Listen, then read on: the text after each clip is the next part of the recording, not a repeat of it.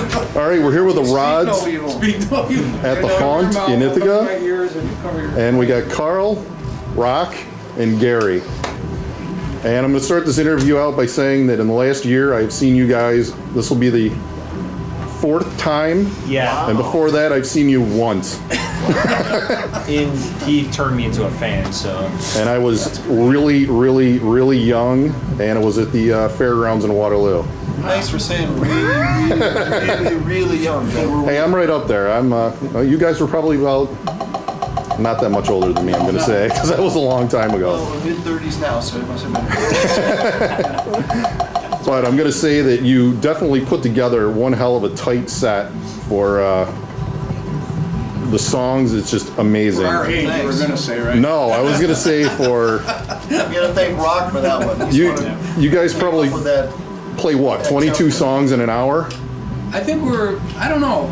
I didn't really count them. We have to call the Guinness people. There's somewhere around 20. Somewhere around 20. Because I know the last time we were here, we saw the set list and we looked at it and went, there's no way they're going through all those songs in an hour. And you did it, and it was amazing. It's the Reader's Digest version. Just play everything 3 times as fast as it's supposed to be. Which you can get that on DVD, correct? Sure. Hey, Mike, I was going to say my shoes. Thank you. It came about because we were getting, trying to get a lot of fans asking for songs. And, you play this, play that. And then, of course, we're trying to fit stuff in, and then you're doing festivals, and you wind up getting cut at your time. So I was like, okay. And David came up with this great If we played the songs in their full length, we'd probably do like 6 songs, Yeah. because of the whole verses and the choruses and the solos and everything. So we've condensed it. It just works really well because the people that have like a favorite song, they get to hear at least part of it. Yeah, it's definitely a very, very good set. Now, we have to learn too. When did you guys start playing out again? Was it last year? 3 years ago. 3 years? Yeah, but we only played a couple of jobs, It's not like we played a lot, but we started about 3 years ago. And what got the interest back where you were going to start? I mean, is it full time? Because I know you have an album coming out, correct? I don't know. Got the interest, I guess. I think it was the first solo album that really, Well, music, when you're a musician, it's like something that stays with you. Like, you can quit it for a while, but I think eventually with everybody, it comes back in some form. It might not come back in like live performing, but it'll come back in something. Either sitting in front of your family at Christmas time playing some guitar or something. But it's it's an art form that's always with you. So I think it was just time for us to do it. We had the urge to play again, and I think it's also like, can we still do it? That kind of thing. You can definitely still do it. So there is an album coming out, correct? We have an album, we have some stuff recorded, and we're hoping that comes out in spring. That's cool. Now, like festivals, you did a bunch of those this past year, correct? Mm-hmm. And how was that response overseas? Very good. It was great. Very good. Yeah. Were you guys treated like gods? I know we're treated like gods, but I know. Godly enough, that's for sure. We were going to the meet and greet in Germany, and we had a driver, and he was really a sweetheart, but he didn't speak English particularly well, I guess. So I was really nervous myself, like, was anyone going to show up at the meet and greet? It would be embarrassing. They have a mandatory for all the bands. So I said, do you think anybody will be there? And he was like, maybe a couple of people. I was like, oh no, here we go. Nobody's going to be there. Then we showed up, and all of a sudden there's a tent full of people, and they're from everywhere, people for an hour straight, they had all the old albums and they stuff. had banners, things we've never seen before. Yeah, Product really that was cool. released that we didn't even know was out there. So that was great, and a big relief to me. Nice. And you've done shows over here with like LA Guns, right? Mm-hmm. Just did a couple. And that went over real well, correct? Yeah, those were pretty good shows, yeah. And all the shows here seem to be doing really well. Yeah, I think, anytime we play close to our home base, it goes over really well because most of the time when we play, we're not near the hometown, so a lot of the local fans don't get to see us. So when we play somewhere that's close proximity to home, usually it's pretty good because the families and the relatives and people that never get a chance to go see a play actually coming up. I just met someone at the merchandise table just now coming in here from Chicago. Wow. Nice. No, I met somebody from New Jersey.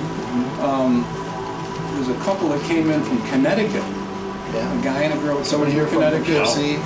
Yeah. So there's people from out of state that drive in because they've never seen the band. Well, I know that one of the last times I saw you guys, I posted a picture that we took together, and another radio station had actually gotten a hold of me to find out if you guys were touring or if there was a new album coming out, because he said he's been a Rod's fan since way back in the day, and he's like, I didn't even know that they were doing anything. And I said, yeah, and they're near me. That didn't make him too happy, but he was excited that you guys were, back together. So there will be somebody else out there playing your new album. And Joe, could you lighten up on the way back in the day thing? Oh, sorry. Hey, I'm getting up there, so although somebody did think today I was only 30. Younger, only in our minds, I guess. Yeah.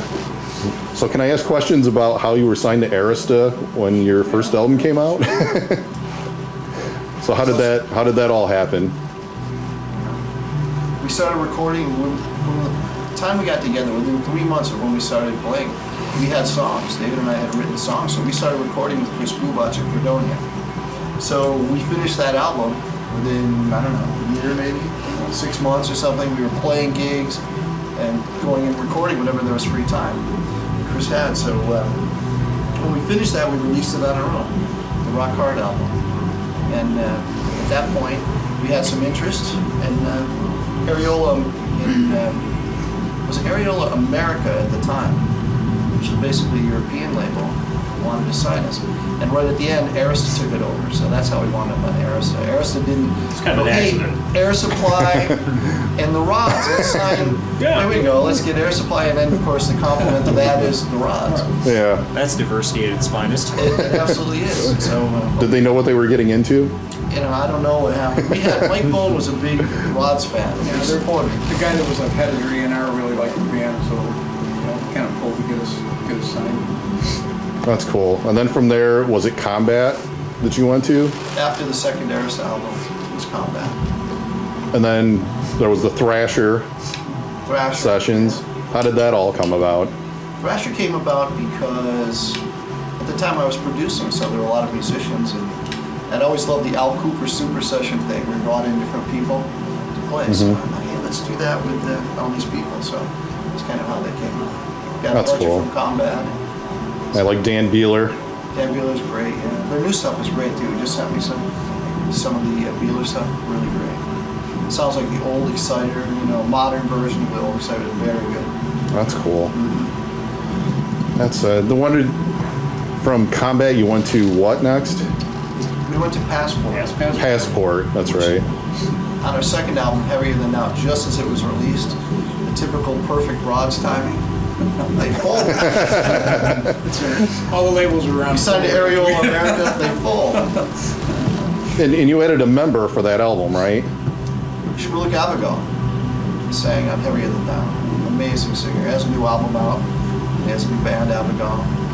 Great album. So how did that happen? How did he end up? Shmulik came here, and I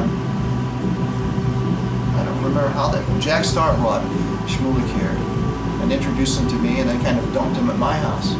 So Shmulik started living with me.